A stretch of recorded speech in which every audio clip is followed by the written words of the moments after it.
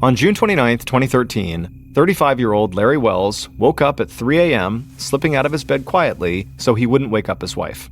Larry's wife was 3 months pregnant, and raising their 4-year-old daughter was already a full-time job for her, so Larry wanted to be sure that she got all the sleep she needed.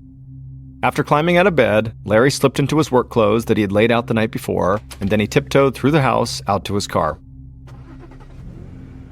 Larry drove for about 5 minutes through the desolate streets of Hamburg, which is a quiet suburb just outside of Buffalo, New York. And at this hour, pretty much every business in town was closed, so it was very quiet and peaceful. Larry eventually turned into a large parking lot and pulled into a parking space. He got out of his car and began walking toward the big, sprawling building at the center of the lot. And as he walked towards it, he glanced up at the sign above the entrance of the building, and as he looked, he smiled. This sign represented something that had deep roots in Larry's childhood and also now an important place in Larry's adult life. That sign's multicolored letters spelled out Toys R Us. Toys R Us was a very popular toy store chain in the United States at the time, and it's where Larry had worked for the last 7 years. Larry loved kids, and for a while he had wanted to become a teacher. He had actually studied education and even got a master's degree, but after graduate school, he couldn't find a full-time teaching job, so he wound up working as a substitute teacher. But at the time, Larry and his wife wanted to start a family and move into a new house, so that's when Larry decided to get a job working at Toys R Us to supplement his income. At first, Larry thought of his job at Toys R Us as just being a sort of placeholder job, something to have until he got hired on as a full-time teacher somewhere. But it turned out Larry sort of loved working there. He got to regularly interact with children, which he loved doing, and also his fun-loving personality and solid work ethic just made him a perfect fit for the company. And so pretty quickly, Larry took a lot of pride in his job at Toys R Us. And all of his coworkers there adored him, and by the time he and his wife had their first child in 2009, Larry had been promoted to store manager. This was his career. And because Larry cared so much about this job and about Toys R Us, he would often start work at 4 a.m. on Saturday mornings just to help the stockers unload the merchandise trucks, even though he didn't have to do that. And that's exactly what he was doing on this particular Saturday morning, showing up early to lend a helping hand. And so Larry walked up to the front door of the Toys R Us building, and waiting outside were 2 of his employees, Cindy Barone and Isaac Millette Lloyd. The building was locked, so Larry pulled out his keys, unlocked the door, slid it open, and let the 2 workers inside. Larry walked in after them and then slid the door shut and locked it back up, because the store wasn't actually scheduled to open for another several hours. Cindy and Isaac made their way over to the time clock and punched in, then they picked up their walkie-talkies, which they clipped to their belts, and they began their shifts. As for Larry, he headed straight to the storeroom, opened up the back door for the merchandise truck driver, and then began helping the driver unload the truck. And then at some point, Cindy and Isaac came over, and they grabbed pallets of this merchandise from the back, and then wheeled those pallets into the store on dollies. Isaac took his pallet to his section of the store, while Cindy took her merchandise pallet to the next section over. And then both of them got to work restocking the shelves, which had been thinned out by the Friday night rush. By 4:30 a.m., the truck was fully unloaded, so Larry let the driver back out of the building and then locked the back door after him. At this point, Larry, Cindy, and Isaac were now working in separate parts of the building, and they couldn't see each other, but they could communicate using their walkie-talkie radios. And you need to keep in mind that this particular Toys R Us store was massive, over 41,000 square feet. And so really it was normal if you were working in off-hour shifts to basically not see anybody else physically and just basically talk to them on your walkie-talkie. A little before 5 a.m., so about 30 minutes later, an employee named Anthony Armstrong stood outside the front entrance, pulled out his cell phone, and called his manager, Larry, and told him he was outside the store ready to start his shift and could he come over and unlock the door. And so Larry made his way to the front door, he opened it up, let Anthony inside, and then slid the door shut and locked it back up. About 10 minutes after that, another employee named Richard Shepard approached the front door of the Toys R Us and also called Larry so he could be let in the building. But this time, Larry's phone just rang several times and went to voicemail. So Richard sent Larry a text message and then waited a minute for a reply, hoping he would reply soon, but he didn't. And so as Richard is just sort of standing there, he pressed his face against the glass and peered into the store to look for any movement, thinking maybe he could, bang on the door and get one of the other employees' attention so they could let him in. But he didn't see anybody. So, feeling sort of frustrated, Richard stepped away from the door and walked east towards the Babies R Us side of the building, which had a separate entrance from the main store, and when he got there, he found one of the sliding doors at Babies R Us was wide open. Now, this really surprised Richard because the company had very strict loss prevention policies that required all doors to remain locked during non-business hours. But this was actually kind of lucky for him because now he was able to just stroll right into the store without needing anyone to help him inside. And so once he was in, Richard clocked in and began his shift stocking shelves in his section. Now, at this point, Richard still hadn't seen anybody else, and he did think it was kind of eerie to be all alone in this vast fluorescent-lit store before the sun had even come up. A few sections over from Richard, Isaac was still stocking his shelves, and he was taking his time as usual because Isaac was meticulous and took great pride in his work. He also really liked Larry as a manager, and so he always tried to do a really good job when Larry was around because he wanted to impress Larry. Cindy, on the other hand, was actually almost done stocking her section. But it wasn't because she was lazy, it was because she had worked at Toys R Us longer than a lot of the other employees, and so she knew the merchandise inside and out, and she could basically make her way through the entire giant store with her eyes closed, and so she was just really quick. As the hour wore on, all the employees kept plugging away, sort of independent of each other, and outside, as the sky turned from pitch black to a pale blue as the sun rose, the lights in the parking lot switched off for the day. Isaac looked outside and noticed the sun coming up, and he knew the store was going to be opening in just a couple of hours, and he still had more merchandise that he would need to put out onto the shelves. So he wheeled his now empty pallet to the back of the store into the stock room, and he was about to load up another full pallet of merchandise when he suddenly heard a noise coming from inside the store. It was a repetitive noise, like a wailing sound, but sort of flat and robotic. At first, just because Isaac didn't know what the sound was, he simply tried to ignore it and just focus on his work. But the sound just kept going on, and nobody seemed to be turning it off, and that's when Isaac realized this was actually an alarm going off inside the store. And so Isaac stopped what he was doing, and he pulled out his radio, and he pressed the button and said, "Hey Larry, there's an alarm going off in the store, can you please turn it off?" But a minute went by, and the alarm still kept going, and there were no responses from Larry on the radio. And so Isaac turned the channel on his radio and radioed everyone in the store and asked for someone to please go find Larry and please get him to turn off that alarm. Cindy happened to be closest to the manager's office at the front of the store when Isaac made this radio call, and so Cindy replied into the radio that she would go see if Larry was in his office. Shortly after that, Isaac emerged from the stockroom, pulling behind him a pallet of merchandise, and as he did, suddenly a woman's scream echoed through the entire store, and then Isaac heard this woman sobbing and shouting, "Oh my God! Oh my God!" Isaac had never heard Cindy scream or cry before, so at first, he wasn't even sure if it was her. He just felt completely disoriented.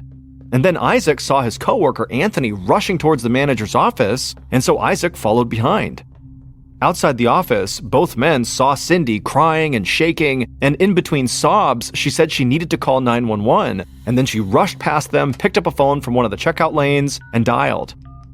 At this point, Richard, the employee who had shown up last, rushed up the aisle to where Isaac and Anthony were now standing, and the three men just sort of looked at each other, confused and frightened, and then, without a better plan, they just walked into the manager's office, and immediately it became clear why Cindy was so upset.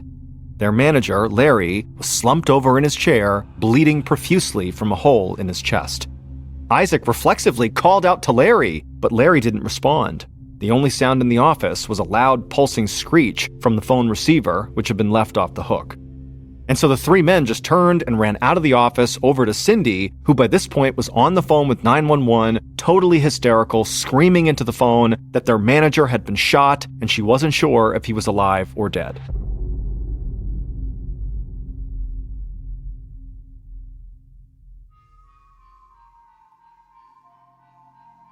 The Hamburg Police Department received word from dispatch of a shooting with a possible active shooter scenario at the Toys R Us, and so every police unit in town busted a U-turn and sped in their cruisers straight for the store. Now, the 911 operator had told Cindy that the police were going to be there soon, and so everybody in the store needed to exit immediately and wait in the parking lot. So minutes later, the police arrived at the store, they saw the 4 employees outside waiting for them, and so after moving the employees across the street to a safe location, the police went inside the store ready to potentially engage with an active shooter, because nobody knew for sure what the situation really was. Was there still an armed shooter inside somewhere? Or maybe had they left the store and they were on the loose in the area? Nobody knew.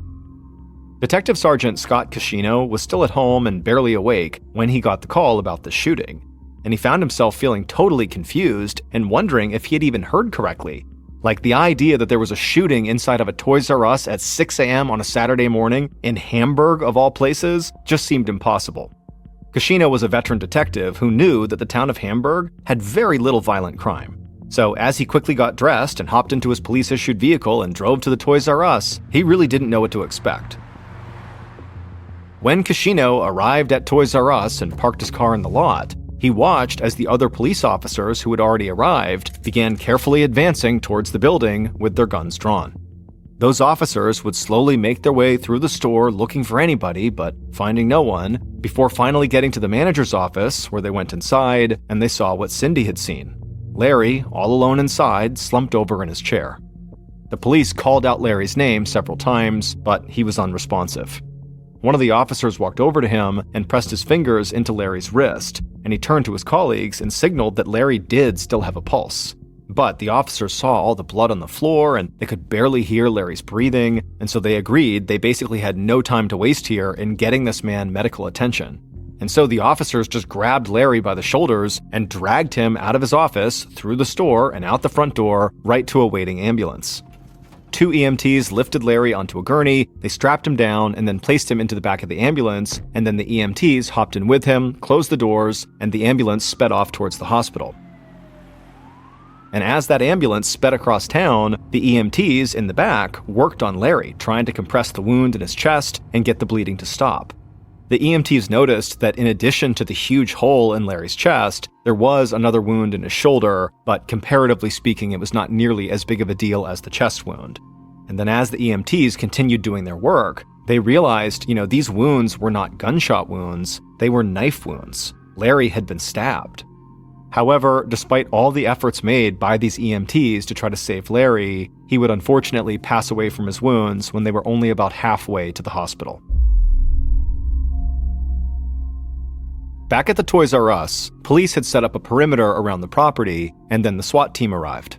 The SWAT team then searched both inside and outside the building, and then reported to Detective Cascino that they didn't find anything or anyone that was suspicious, and so at this point, all investigators were clear to now enter the building. It was also around this time that Detective Cascino and the rest of the first responders learned that the victim had died on the way to the hospital, and that contrary to what the initial theory had been, that he had not been shot, he had been stabbed to death. Cascino and crime scene investigators proceeded into the Toys R Us and headed directly into the manager's office, where Larry had been found. Once inside, everything was carefully swabbed for DNA and dusted for fingerprints, and as they did this, investigators were careful not to step in the long streak of Larry's blood that had been left there on the ground when the police had dragged him out. There was also a security DVR on the table. It was where footage from all the store's security cameras was fed and recorded onto a hard drive. And very clearly, the power cord to that security DVR had been unplugged and pulled away from the wall. Cascino had a hunch that one of the employees who had been working that morning was Larry's killer, and the footage from the surveillance cameras around the property may very well reveal which one it was. So getting this DVR connected and reviewing the footage on it from the surveillance cameras would be crucial. At this point, the 4 employees who had been there that morning, Cindy, Isaac, Anthony, and Richard, were the primary suspects in this murder, and so Cascino and his team quickly separated them so they could all be interviewed individually. Investigators put Isaac in the passenger seat of one of the police cruisers, and Cascino sat in the car with him. And the first thing Cascino noticed was how Isaac was trembling and tripping over his words. And so Isaac's nervousness and his inability to answer questions clearly made him seem suspicious, and so did the behavior of Anthony Armstrong, who was the youngest member of the employee crew. He completely clammed up during his interview and refused to answer questions, so that raised a red flag too. Then, detectives questioned Cindy, who was the one who actually found Larry's body, and she was cooperative and helped investigators develop a timeline for the events of the morning, but critically, during her interview, she made it very clear that Anthony was the last person to see Larry alive. Then, investigators learned that the final employee, Richard Shepard, was late for work that morning. And when detectives asked him why, Richard explained that he had stopped at the 24-hour grocery store to buy a drink and some snacks to help him get through his shift. Richard then recounted that when he had gotten to work that morning, he had tried calling Larry to open the door for him, but there was no response, and so he wound up entering through another door, the Babies R Us door, that just happened to be wide open. And then Richard explained that, that in and of itself was very unusual because they were all under strict orders to keep the doors locked at all times during non-business hours. And so the investigators finished up their initial interviews with the 4 Toys R Us employees who were there that morning, but they told them they would still need to stick around a bit longer.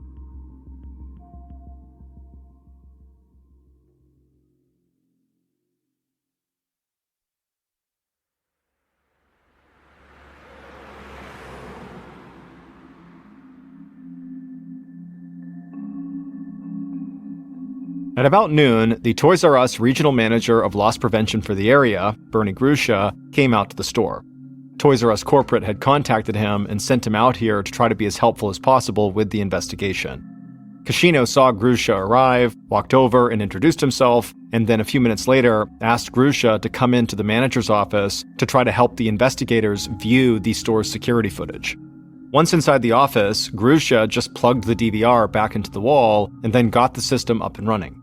Kashino looked at his notes and saw that Cindy said she had arrived at the store shortly before 4 a.m. So Kashino asked Grusha to please wind the security footage back to about 3:45 a.m. And so Grusha pulled up the security video at 3:45 a.m., and then very slowly, the detectives began examining footage from each of the store's more than a dozen security cameras from 3:45 onward.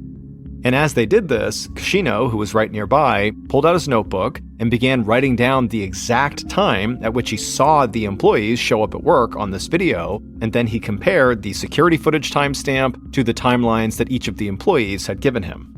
And also, Kashino took note of where in the store specifically each employee was working during the first 2 hours of their shifts. On the video, Kashino saw Larry, Isaac, and Cindy all entering the store at 3:55 a.m.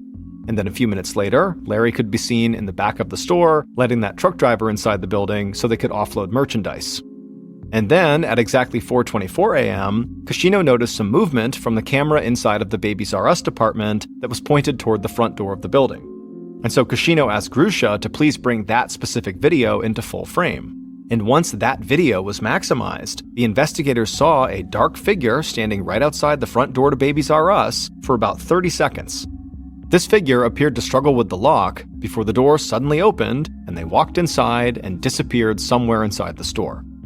Kashino turned to Grusha and said it sort of looked like the person in the video had jimmied or pried the door open, and Grusha agreed. Kashino directed Grusha to pull up the global view, which would allow them to see all of the cameras at once. This would let them track this mysterious figure's movements through the store. The investigators watched on the global view as this figure disappeared from one camera's view and then popped up in another, but as they watched, it became pretty clear that this person was doing their best to avoid being in front of the cameras. They were snaking and dodging their way through the store, hiding behind shelves wherever they could. They were acting really sketchy. But more than that, what seemed really apparent to Kashino and Grusha and the other investigators was that this person on the video camera clearly seemed to know the layout of the store and exactly where the hidden cameras inside the building were positioned.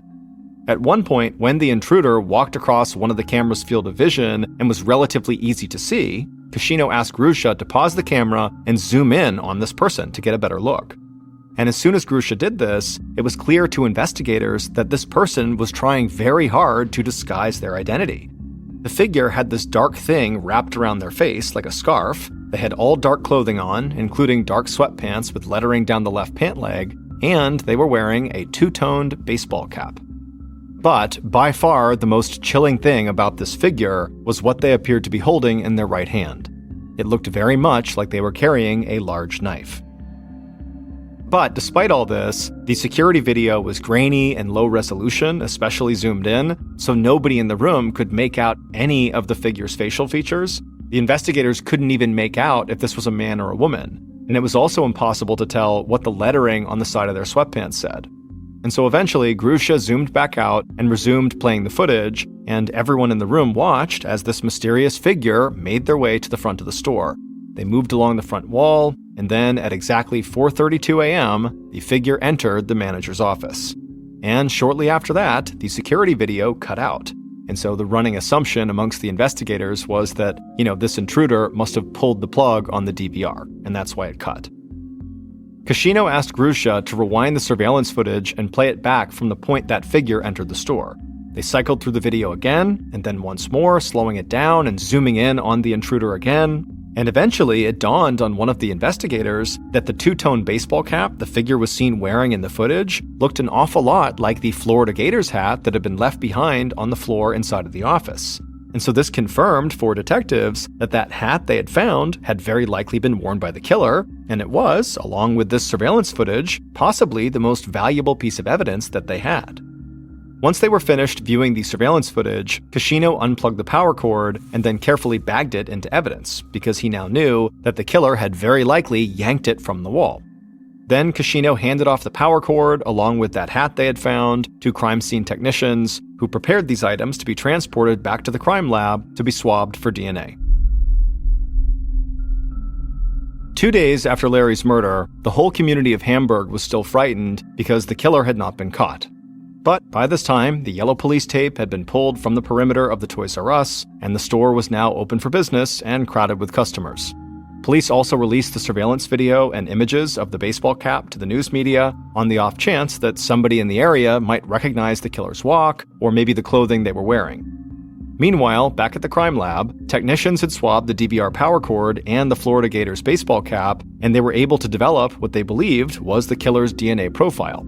They uploaded that DNA profile into CODIS, which is the federal DNA database with loads and loads of DNA profiles. However, after it was uploaded, there was no match. So at this point, the investigators, which now included the FBI, made it their main objective to collect DNA samples from every employee of the Hamburg Toys R Us store, both current employees and former employees, because many, if not all of these people, would not be in the CODIS database. And remember, the leading theory at this point is that, Larry was killed by potentially an active employee or a former employee, somebody with access to this building and an understanding of where the cameras were. And so over the course of the next few weeks, investigators developed a list of Toys R Us past and present employees and also other people connected to Larry and began making contact with them. Police interviewed literally hundreds of people, and not one person they talked to could think of anyone who would have done this. Seemingly nobody had any issues with Larry Wells. And on top of that, it was like nobody had one unkind thing to say about him. He seemed universally loved. But there was one piece of information that surfaced from a witness who had been near the Toys R Us in the early hours of the morning that Larry was killed. And that person recalled seeing a black Chevy Impala sedan parked inside the toy store's parking lot at that time.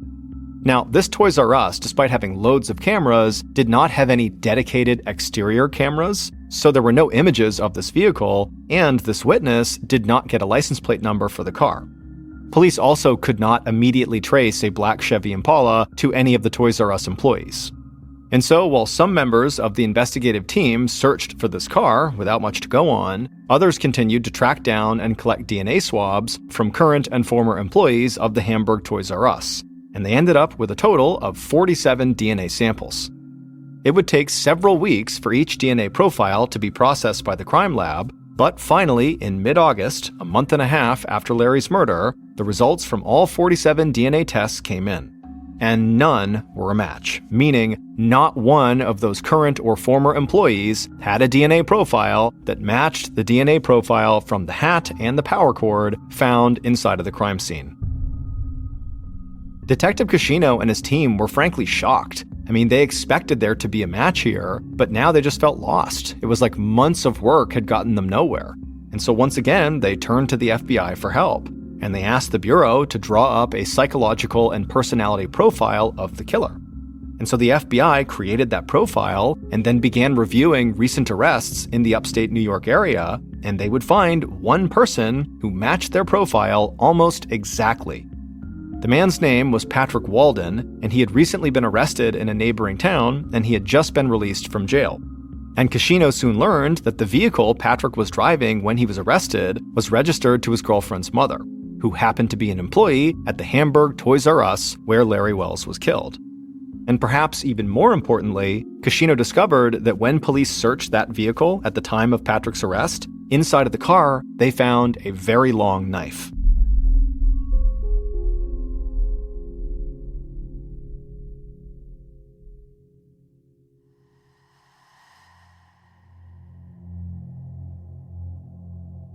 Detective Cascino and the rest of the investigation now considered Patrick to be their primary suspect.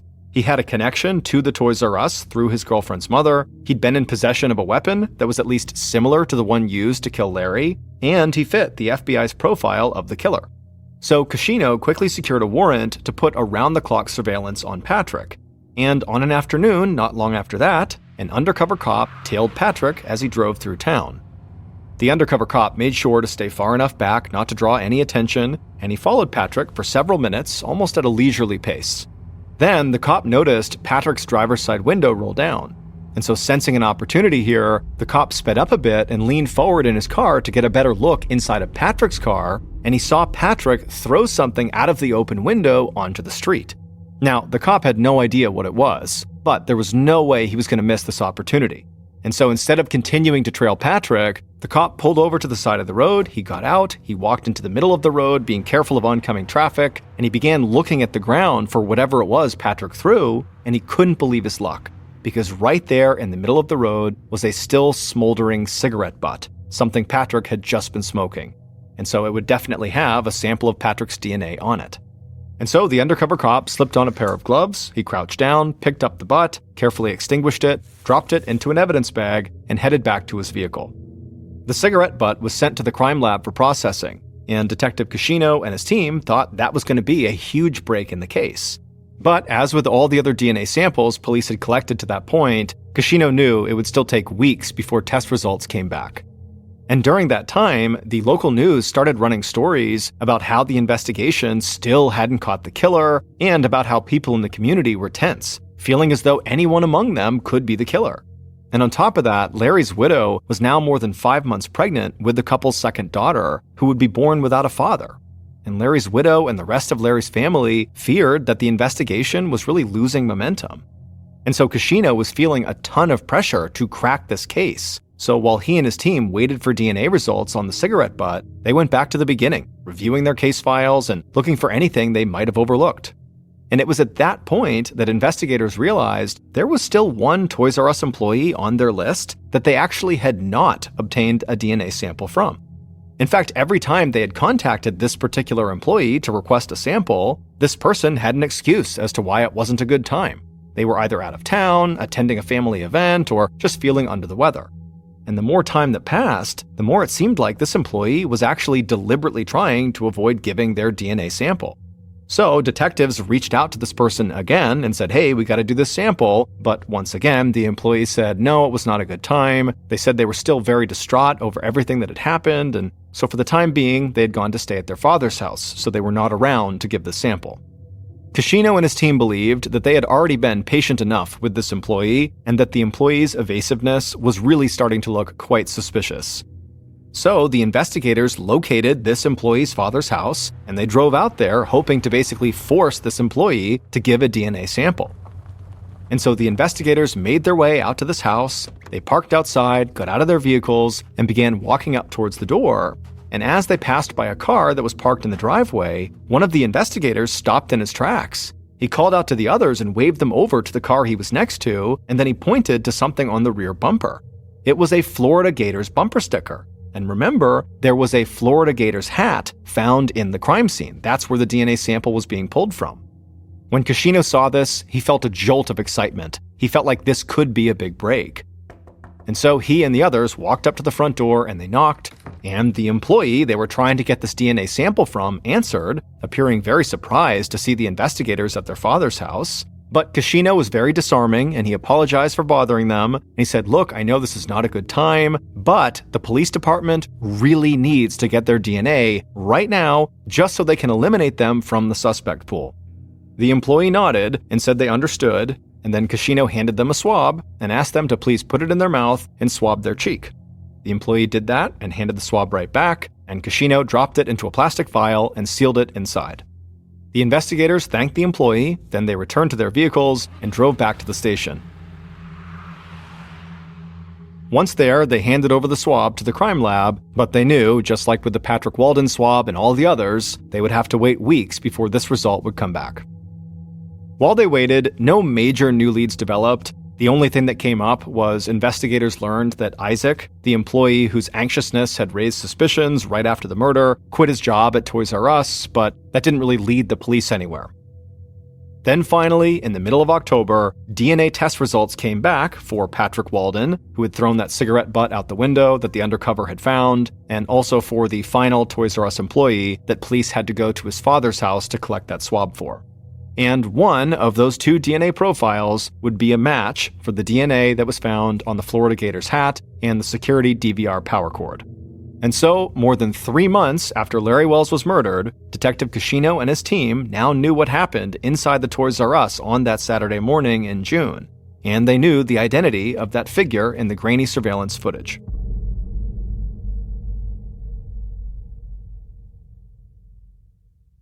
Based on interviews, DNA samples, and evidence collected throughout the investigation, the following is a reconstruction of what police believe happened at the Toys R Us on June 29, 2013.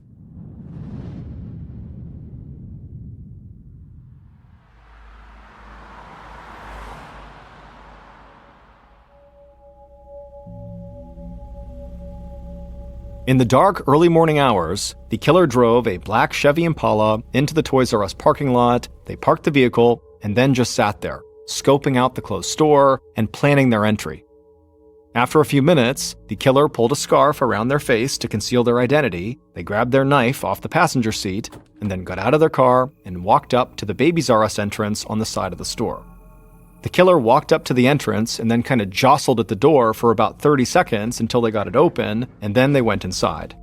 Once inside, they very carefully walked along the walls, ducking behind shelves and doing their best to hide from the store surveillance cameras. The killer eventually reached the manager's office, and they walked inside and closed the door behind them. The killer then walked over to the DVR surveillance system and pulled the power cord out of the wall, disabling all the cameras in the store. 15 minutes later, store manager Larry Wells entered that very same office and right away saw the killer crouched over, attempting to open up the store safe. The killer heard Larry enter and they wheeled around and immediately held up their knife and demanded Larry come over here and open the safe. But Larry, instead of doing that, just reached for the phone to call for help. But at the same time, the killer lunged at Larry and the two men began to struggle. Larry tried desperately to push the killer off of him, but the killer began swinging their arms wildly, at one point stabbing Larry in the shoulder. And when that happened, Larry stumbled forward, and the killer at that point just raised the knife again and brought it down into Larry, stabbing him in the left side of his chest. Larry screamed out in pain and then collapsed into the chair. The killer just stood there for a second, shocked at the sight of Larry now bleeding profusely from the stab wound they had just inflicted on him. And so the killer, who was starting to panic, just forgot about the safe and just turned and ran out of the office, not realizing their baseball cap had fallen off during the attack. Once out of the office, the killer slipped through the store unseen and rushed back outside. They got back into their Impala, sped out of the parking lot, and tossed the knife into a dumpster as they fled the scene. Back in the manager's office, Larry Wells was slipping in and out of consciousness. But in one of his conscious moments, he did manage to trip the store alarm. However, despite that alarm going off, Larry would lay there bleeding for nearly an hour before he was finally discovered and help was called. But unfortunately, by that point, it was already too late. For months, detectives had dealt with one DNA test after another that did not match the hat or the DVR cord. But they did finally get a match from that last employee they had tested, and that employee was Bernie Grusha, the regional vice president of loss prevention for Toys R Us, and the same man who had assisted investigators with the security footage. He literally watched himself maneuver through the store, eventually committing a murder while he sat there with police. On October 16, 2013, police arrested Grusha and charged him with the murder of his friend and employee, Larry Wells. Investigators served a search warrant on Grusha's home, and what they found in the garage of the house brought them much closer to understanding his motives. Police found over $200,000 in stolen Toys R Us merchandise, and what the investigation would soon uncover is that Bernie Grusha, who had been hired to protect Toys R Us assets, was actually robbing Toys R Us blind. He had stolen merchandise from numerous Toys R Us stores in New York and Pennsylvania, and he was then reselling this merchandise on eBay to help chip away at his mountain of debt while continuing to live a lifestyle that was way beyond his means. Investigators learned that his wife became fed up with Grusha's reckless spending, and she also discovered that he was cheating on her, and so their marriage was falling apart. And just 3 weeks before Larry Wells' murder, Grusha had had this argument with his wife, after which he had left the room, ran upstairs, entered the master bedroom, got out his 9mm Beretta pistol, and fired it. And his wife ran upstairs and found her husband lying face down on the floor, thinking he must have killed himself, and so she frantically ran to him and turned him over, at which point he looked back at her, completely unharmed, and told her he just wanted to test her and see how she'd react. His wife reacted by calling the police, who quickly showed up, confiscated the gun, and placed Grusha under arrest on charges of criminal possession of a weapon and harassment. His wife then filed a protection order, and so Grusha could not return to the house that he shared with his family. So he went to live with his father as his life continued to fall apart. Grusha had reached a point of total desperation by the time he parked the black Chevy Impala in the Toys R Us parking lot that morning in late June, before taking the life of a man he had hired and considered his friend. It turned out Grusha had rented that black Chevy Impala, and when he arrived back at the store later to assist investigators, he was driving his own car. But police were able to trace that rental car back to him, which further solidified their case. Investigators also discovered that Grusha had actually used his key to unlock the Babies R Us door. He had simply pretended to be prying it open for the security cameras, because he figured that would point investigators to a lower-ranking employee or someone who did not work at the store at all. Grusha eventually admitted to everything he had done in exchange for a reduced sentence. He claimed he did not intend to kill Larry Wells that morning, that he had gone in there to commit a robbery, and then things had simply got out of control, and he had stabbed Larry while flailing about with this knife in his hand. Prosecutors knew there was no way they could prove intent, so they ended up reducing the murder charge to just first-degree manslaughter. And so Bernie Grusha pled guilty and was sentenced to a minimum term of 25 years in prison.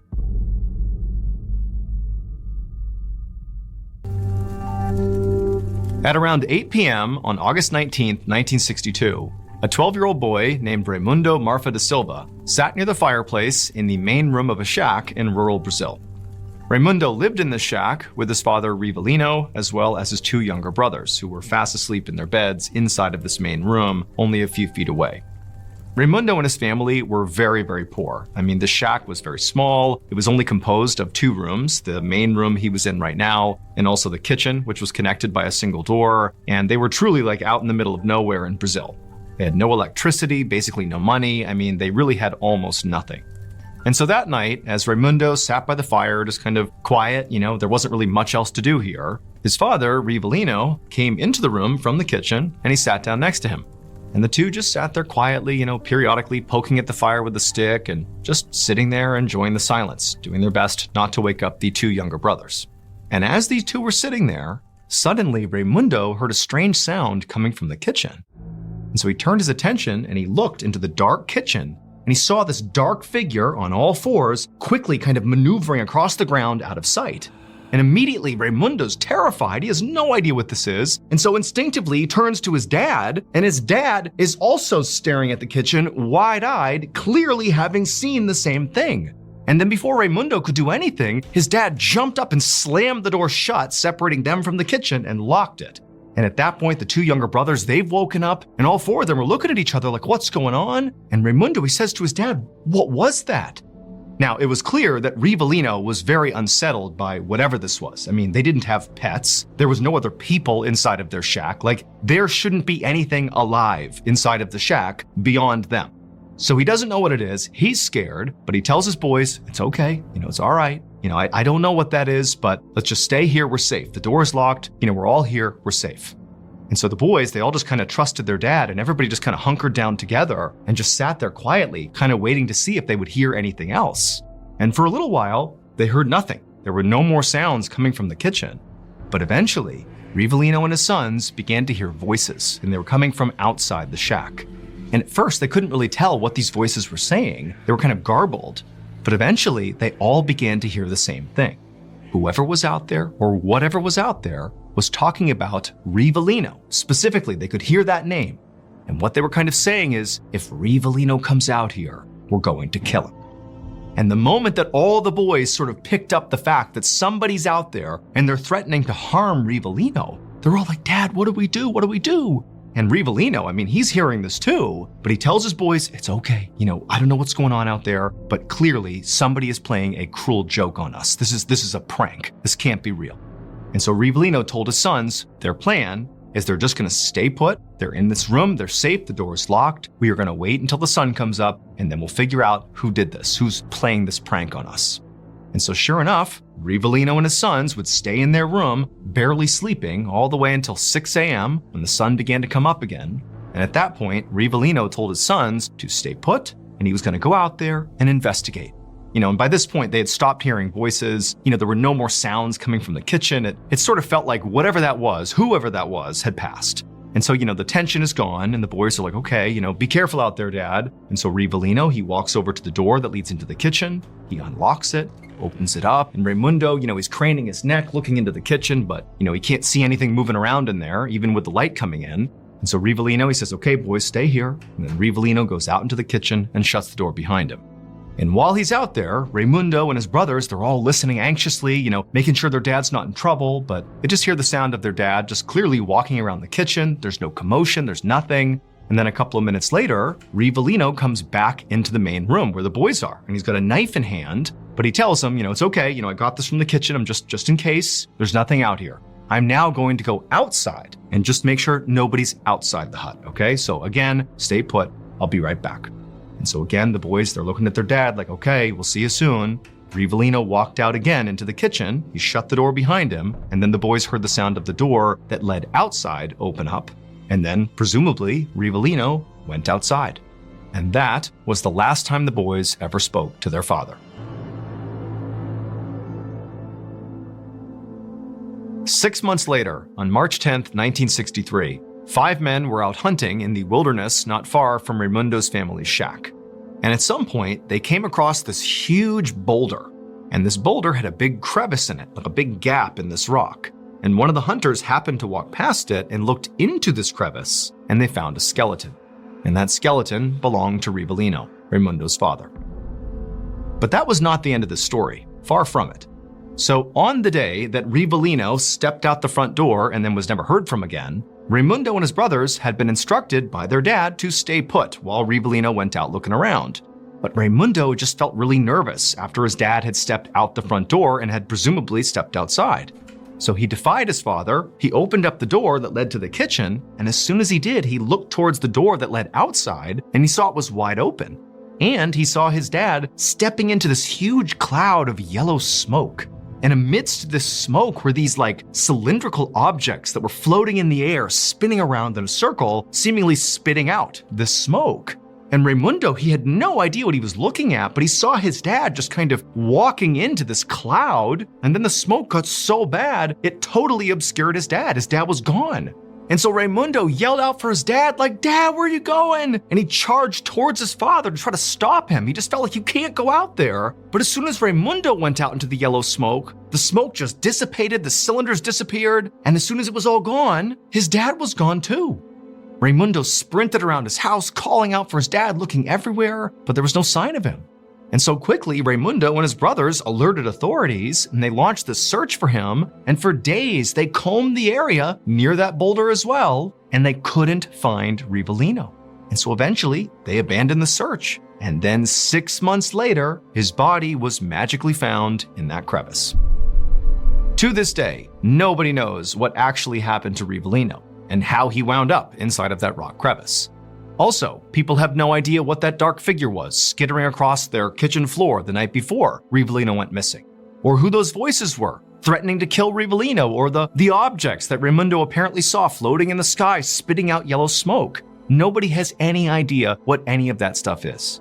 All we know is Rivellino disappeared and 6 months later turned up dead in that crevice.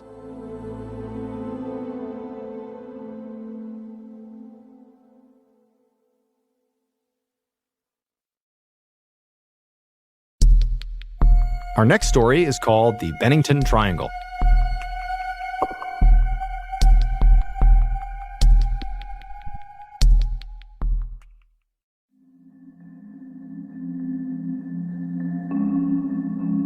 West Townshend is a rural area on the east side of Glastonbury Mountain in the American state of Vermont. This is significant because that places West Townshend in the so-called Bennington Triangle, which is apparently one of the most haunted places in America. The Triangle is a loosely defined area that encompasses the ghost town Glastonbury, which used to be a small logging community centered on the eponymous mountain in southwestern Vermont. The town was abandoned at the end of the 19th century after the logging boom died down, so as a result, the greater Glastonbury area that West Townshend is certainly a part of is now untouched, pristine wilderness that even by Vermont standards is incredibly rugged and remote. The Triangle has earned its spooky reputation due in large part to the alarming number of unexplained disappearances that have occurred there over the last 100 years. Furthermore, over those 100 years, there have been dozens of sightings of the so-called Bennington Monster, which is apparently this 8-foot-tall creature that roams the mountains of Glastonbury, and some people think that creature is behind many, if not all, of these strange disappearances.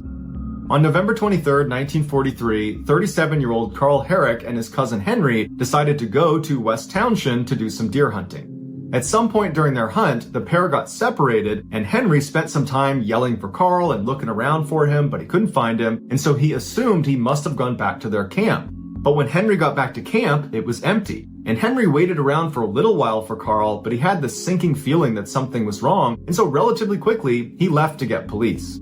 Police show up, they launch the search. For 3 days, they combed the entire area, and there was just not a sign of Carl anywhere. On the third day, Henry discovered Carl's body. He was lying motionless face down in a clearing in the woods. Initially, Henry thought maybe he was still alive, so he ran over to him and rolled him over, and very quickly realized that no, Carl was deceased. However, there weren't any obvious injuries to Carl's body. He had some minor scratching on his arms and on his hands, but that was about it. Henry looked around the area and he found Carl's rifle that was loaded leaning up against a tree 70 feet away from where Carl was. Next to his rifle on the ground was an expended shell casing. Also, around Carl's body were apparently huge bear tracks. The official cause of death was baffling. Carl, apparently, was squeezed to death to the point where his rib broke and punctured his lung. So the theory became, Carl must have been out here by himself, he encountered a black bear, he fired one shot at the black bear, thinking it was down, he walked over to check, and the bear attacked him and squeezed him and killed him, the end. But not so fast. If Carl encountered a black bear and fired one shot into the animal based on the one found shell casing, that one shot is not going to be enough to put that animal down, or very rarely is one shot going to be enough to put down a black bear. And Carl, being a hunter, he would know that, and he would want to keep some distance with his weapon up aimed at the animal in case he needed to fire again. But even if Carl was really confident that one shot had taken the bear down, well, why would he risk his life by checking on the animal to make sure it's down without his gun? Why did he place it against a tree and then walk 70 feet over to this animal that if it's not dead, it poses an enormous threat to you? You're all alone and unarmed with a huge bear that you've shot? No one's gonna do that. You're gonna carry your gun. But even if all of that happened, that Carl, unarmed, approached this bear thinking it was dead, but the bear's not dead, he's lying in wait and he leaps up and attacks Carl. Even if that happened, black bears don't squeeze people to death. They might scratch you and bite you and rip you to pieces, but they don't squeeze you to death. And Carl only had light scratching on his wrists and on his hands. He did not have any signs of a traditional bear attack. So either this is the first time in the history of black bears that a black bear squeezed a person to death, or something else squeezed Carl. But what kind of an animal is, one, so strong it can squeeze a man's chest to the point where it breaks his ribs, and two, happens to be roaming around the Bennington Triangle? Makes you wonder.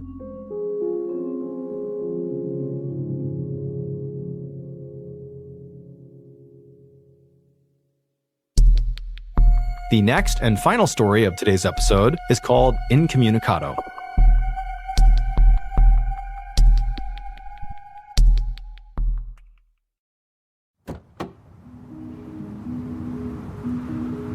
On the morning of August 18th, 2018, a 41-year-old man named Vladimir Kostenko stepped out of a taxi onto a desolate road in the middle of the Alaskan wilderness, miles and miles from civilization. All he had with him were his cell phone, a solar-powered charger for his phone, and a backpack that contained some clothes and 5 pounds of oatmeal. Vladimir bent down and leaned into the taxi to pay the taxi driver, and as he was doing that, the driver looked up at him and just said, "Are you sure you want to do this?" And Vladimir just smiled and nodded and said, "Yep, I'm going to be just fine. Don't worry about me." Now, the taxi driver did not really buy this and just looked at Vladimir like he was completely insane. But Vladimir wasn't shocked. I mean, this is kind of how everybody reacted to him when he told them about this trip he was doing into the wilderness. When he had brought it up to his family the first time, they and all of their family friends had basically rallied together to try to stop Vladimir from going on this trip. It was way too dangerous. But Vladimir said, "Guys, I'm going. You can't stop me. I'm doing this. It's important to me." And at that point, when, the family and friends knew they couldn't change his mind, they shifted and said, well, at least, bring a gun or bear spray or something to protect yourself. But Vladimir also refused that too. He said, "Nope, I don't need any of that because the only thing I need is God. God is going to protect me."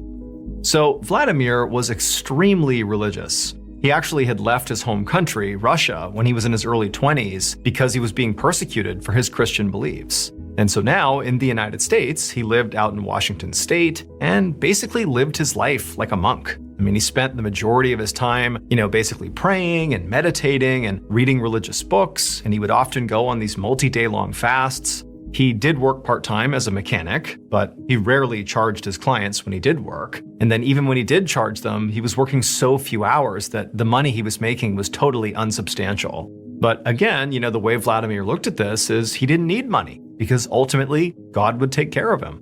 But despite all of his fasting and his praying and, his generosity, lately Vladimir had been feeling really lost. He did feel deeply spiritual, but at the same time, he didn't really feel fulfilled. He felt like he was missing purpose in his life, and it was really starting to bother him. And so it was around this time that Vladimir decided to go on this big trip. One of Vladimir's family friends was this guy named Dmitry Kudrin, and he owned this small cabin way out in the middle of the Alaskan wilderness.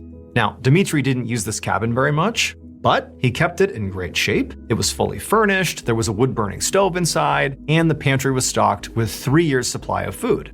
And so at some point, when Vladimir and Dmitry were talking, and Vladimir talked about feeling sort of lost and wanting to reconnect with the spirituality and find his purpose in life, well, at some point, Dmitry said, well, hey, if you want, you can go use my cabin and sort of disconnect from society and go retreat out there and sort of focus on yourself and sort of get right with the world. You're welcome to go out there anytime you want. You can stay out there as long as you want and for free, no problem. And Vladimir had happily accepted. And now here he was, standing on this desolate road in the Alaskan wilderness, watching as the taxi driver drove away, except he wasn't even close to the cabin. I mean, he was in the middle of nowhere already, but he still had to go 14 more miles with no trail to make his way to this cabin. But Vladimir was so excited, he really felt like this was the thing he needed to figure out his purpose in life. And so he put his backpack on, took a deep breath, and began to hike.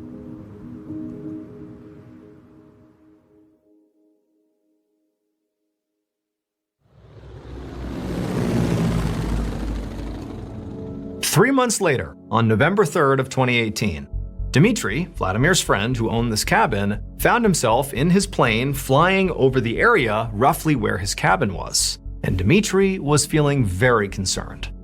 So obviously, Dmitry suggested Vladimir go out and use this cabin, and so he was totally open to the idea of it. But Dmitry had also told Vladimir that when he went out there, he really ought to bring a gun with him. Or if nothing else, at least some bear spray or something to protect himself, because this is truly the wild. You are not the top of the food chain anymore, and you want to be able to protect yourself. But Vladimir had said no, he would not be going with any sort of weaponry, that, God was going to look after him and he'd be fine.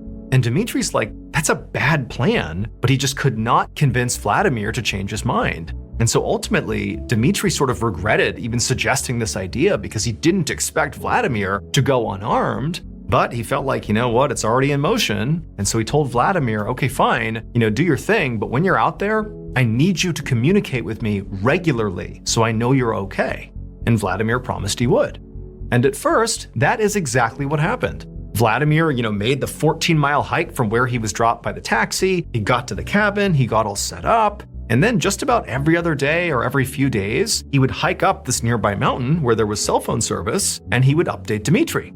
He would tell him that things were going great, he was spending lots of time meditating and praying, and he was foraging for berries, and there was this pesky squirrel that kept coming in and stealing his food, so he was trying to figure out what to do with the squirrel, but clearly things were going fine, and Vladimir appeared to be safe.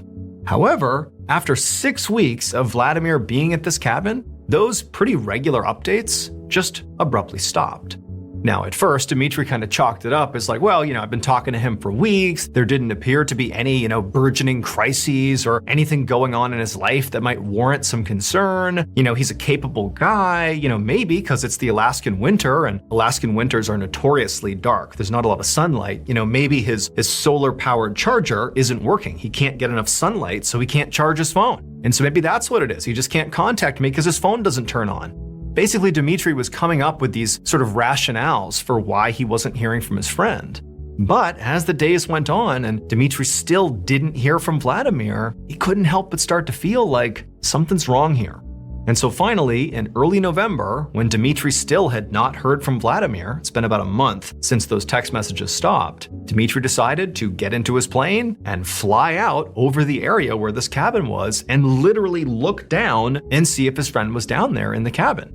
Also, this gave Dmitry the opportunity to put some supplies on the plane in these big buckets that he could literally throw out down to Vladimir to also restock him. So Dmitry is now in his plane and he's circling around the area where his cabin is. But this cabin is really small and it's sort of in this big sea of trees. There's nothing else for miles. And so it's pretty difficult with the naked eye to actually look out and see his own cabin. But Dmitry had this camera on the underside of his plane that he could maneuver and look all around, and he had the screen that he could see from the cockpit that was basically an enhanced view of the ground down below. It was a lot easier to see, for example, his cabin. And so as he was circling, he's moving the camera around, and then bam, he sees right in the middle of his screen is his cabin. And there doesn't appear to be anything wrong with the cabin. It all looks good. There's smoke coming up out of the chimney. And as he's circling, he's thinking, okay, Vladimir clearly is going to hear me. He's going to come outside and I'll see that he's okay. And sure enough, as he's circling around, Dmitry sees on his screen that the front door of the cabin opens and his friend Vladimir walks right outside onto the porch. He puts his hands on his hips and he looks up and he waves at Dmitry. And there's this moment of clear recognition, like obviously Vladimir knows this is Dmitry coming to check on him, and Vladimir's down there kind of gesticulating that, hey, everything's fine, I'm good, sorry about the phone thing, or, Dmitry didn't know what he was doing, but it just sort of seemed like, okay, there's recognition here, that it's been a month, but everything is fine.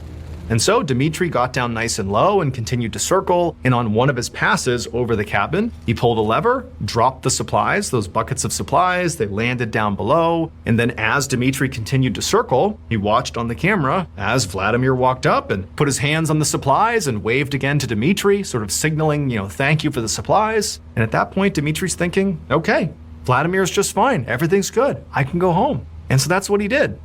Now, he would have landed and gone and seen Vladimir up close, but, there wasn't anywhere to land anywhere nearby. Like, this was the closest he could get to Vladimir, and so he decided this was enough. So Dmitry, he turned around and he headed home. But about 2 months later, on December 23rd, Dmitry was once again in his plane flying over the area where his cabin was. Because over these last 2 months, he continued not to get any text messages or any communication from Vladimir, which, that was bad. He sort of expected that given that Dmitry flew out there before and they clearly recognized like, hey, are you good? There was sort of a moment of recognition that Dmitry's checking in on Vladimir because of the silence. That's what Dmitry's thinking. Maybe that would inspire Vladimir to find a way to send out communications now, like let Dmitry know he's okay. But he hadn't for 2 months. And so Dmitry's thinking, okay, that's bad. Also, it's now December, and the winter in Alaska is full bore. I mean, tons of snow on the ground, it's frigid temperatures, it is truly brutal winter conditions. And then lastly, there had also just been this major earthquake in the area where Dmitry's cabin was. And so all those things combined made Dmitry think, okay, I better get out there and just check on Vladimir again. And so once again, Dmitry is circling low over the area where his cabin is. He's got his camera trained towards the ground and he's moving it around as he's circling, and eventually he finds his cabin. And his cabin is clearly in one piece, so the earthquake did not destroy his cabin, but there's no sign of Vladimir anywhere. But then again, this is just the first second he's seen the cabin. He's only been in the area for a couple of minutes now. Maybe Vladimir has not heard the plane yet. And so, Dmitry's not lost hope, and he continues to circle. And as he's circling, he drops these supply buckets that land right out in front of the cabin. And at this point, Dmitry's thinking, okay, that's pretty noisy, having these supply buckets smash into the ground outside. Certainly now Vladimir's going to come outside to see what's going on. I mean, there's not much else happening. This clearly is something that would draw his attention. But no, nobody comes out of the cabin. And so at this point, Dmitry gets as low as he possibly can, and he's got his camera trained right at the cabin, and as he's doing another pass, he realizes something. There's no smoke coming out of the chimney. In fact, the top of the chimney is covered with snow, which means clearly no fire has been lit, at least not recently. And so Dmitry starts to panic. Like, if anybody was in that cabin right now without a fire lit, it would be so cold, they would likely freeze to death really quickly. Like, this is a crisis. What's going on with Vladimir? But Dmitry couldn't land anywhere nearby. Like, there was no way for him to really get down to this cabin. So he had to fly all the way to the nearest airport. And then once he touched down, he immediately contacted Alaska State Troopers to report his friend missing, because that was the only thing he could think to do. However, after Dmitry made this report, the state troopers didn't launch some huge search for Vladimir. And that's in part because they weren't actually sure he was missing. They understood that Dmitry, after flying out over the area, had seen snow on the chimney cap and, it's really cold out, like nobody could survive without a fire. And also, he flew over the area, dropped supplies, and Vladimir didn't come out of the cabin. How could he not hear that stuff? They understood that. But they're also thinking it's possible Vladimir just might not have been in the area. Maybe he was out hunting or, foraging for food or whatever he was doing, and maybe he just wasn't in the area. And that's why it gave you the impression that he was missing. And so that was one part of it. And the other part is the weather was atrocious in this part of the world. And so just sending out a search party into the terrible weather out into the wilderness was really risky. And so the troopers thought it just wasn't worth doing this big search. And so instead of launching a big search, the troopers told Dmitry that what they were going to do instead is just comb through airline records, local airline records, to see if maybe a Vladimir Kostenko had, taken off and flown out of the area. Maybe he didn't tell Dmitry and he just left. Maybe that's why he's not there. And this really frustrated Dmitry and the rest of Vladimir's family, because they're all looking at this as a true emergency. And they're thinking, there's no way he just hopped on a plane and flew out of here without telling anyone. And so finally, 3 days after filing this missing person report, Dmitry said, enough is enough. I'm going to just take it into my own hands and go out there myself and see what's going on with Vladimir.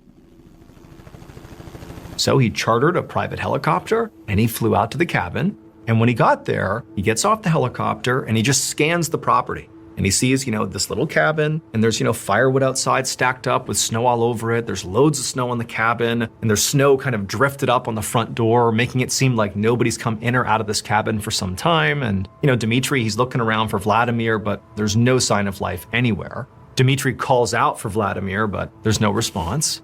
And so, with some level of trepidation, Dmitry begins walking up towards his cabin. And when he gets close enough to the front door, he notices something weird. He sees that the front door of this cabin has clearly been boarded up from the outside. There's this big piece of metal that's been placed, basically blocking the door, so nobody could go inside of it. And so Dmitri's thinking, like, why would you do this unless you were leaving the cabin? But why would Vladimir leave the cabin? Like, where is he? I don't understand what's going on here. And so Dmitri goes up to this piece of metal and pries it off the front door. And then he swings open the front door and he looks inside and everything is pristine. Vladimir is not inside, but the cabin looks immaculate. There's still firewood, there's still food, there's no sign of chaos, no sign of any struggle whatsoever, like everything looks exactly like it should. And so Dmitri, he began walking around inside of this cabin looking for any clue as to what happened to Vladimir. But there was nothing until he got to the firewood. He noticed that clearly Vladimir had been labeling his firewood. There was one piece of firewood in particular where the writing was very clear, and what it said was, "Frankincense aroma, do not burn." And so Dmitri's looking at this piece of wood, that's been labeled as something that he shouldn't be burning, and he's looking at other pieces of wood that also have some level of labeling on them, and he's thinking, like, what does that mean? I don't understand that at all. But that was it. There was no other clues about where Vladimir had gone, and even the labeling of the wood, like that didn't give him anything. And so the impression that Dmitri got after seeing this firsthand was that at some point, Vladimir, for reasons completely unknown, just decided to board up the cabin and disappear into the Alaskan wilderness with basically no protection, no clear sign he even brought food with him. He just got up and left. Friends and family, and even some authorities, believe there is a chance he could still be out there somewhere. In fact, at one point, authorities thought they had found Vladimir in Hawaii. It turned out not to be him. And then again, they thought they found him in Oregon. It turned out not to be him as well. But the case is still open, and authorities think, at least some do, that he might be alive somewhere, but nobody knows where. And so at this point, all the family has to go off of is the final image of Vladimir, which was taken from inside of Dmitri's plane when he did that first flyover, and he saw Vladimir come out on the porch. That is the final image of Vladimir that we know of. We don't know what happened after this image. All we know is, at some point he began labeling his firewood, writing down which aroma the wood makes, and then he boarded his place up and he left. But where he went next is still a mystery.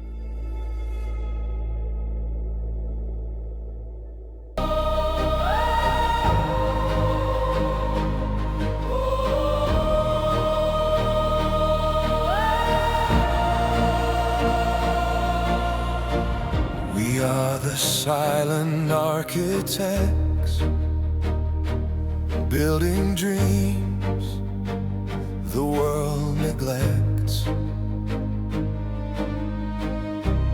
Layered stones of hope and fear, raised by hands they never hear. Silent architects, shaping futures from the wrecks, lifting ruins into light with every